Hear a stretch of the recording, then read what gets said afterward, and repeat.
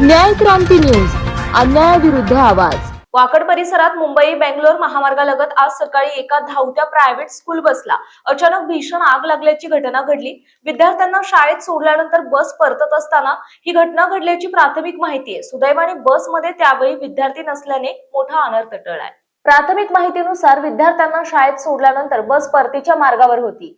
त्यावेळी बसमधून धूर येत असल्याचे चालकाच्या लक्षात आले। चालकाने प्रसंगावधान राखत बस थांबवली आणि सुरक्षितपणे बाहेर पडला। त्यानंतर काही क्षणातच बसने मोठा पेट घेतला। आगीचे स्वरूप भीषण असल्याने बसमधून मोठ्या प्रमाणात धुराचे लोट परिसरात पसरले।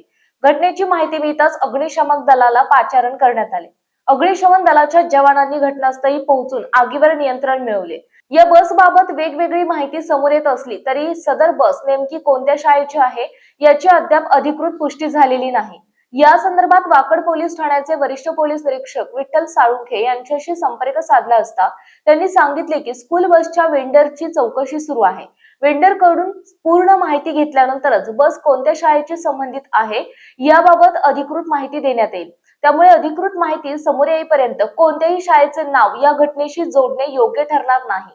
बस शाळेची असो अथवा एखाद्या कंपनीच्या माध्यमातून विद्यार्थ्यांच्या वाहतुकीसाठी चालवली जात असो, विद्यार्थ्यांच्या सुरक्षिततेची जबाबदारी संबंधित वेंडर आणि प्रशासनाची आहे।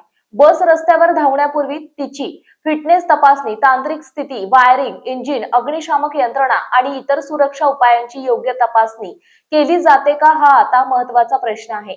यापूर्वीही हिंजवडी परिसरात अशाच प्रकारची दुर्घटना घडली होती। त्या घटनेनंतरही विद्यार्थ्यांच्या वाहतुकीसाठी वापरल्या जाणाऱ्या वाहनांच्या सुरक्षेबाबत प्रशासनाकडून पुरेशी खबरदारी घेतली जात आहे का असा प्रश्न आता उपस्थित होत आहे।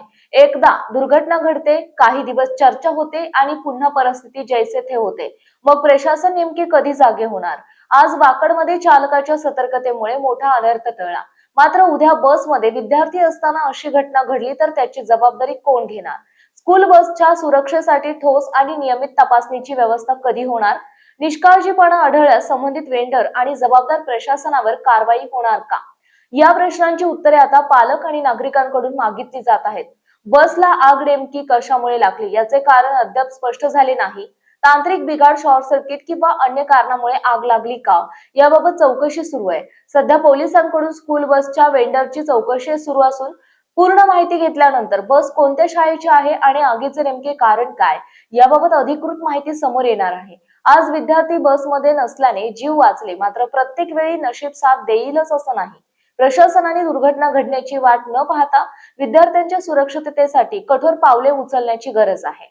आपल्या परिसरातील बातम्या पाहण्यासाठी चॅनलला सबस्क्राईब करा, व्हिडिओला लाईक करा आणि बेल आयकॉन दाबायला विसरू नका।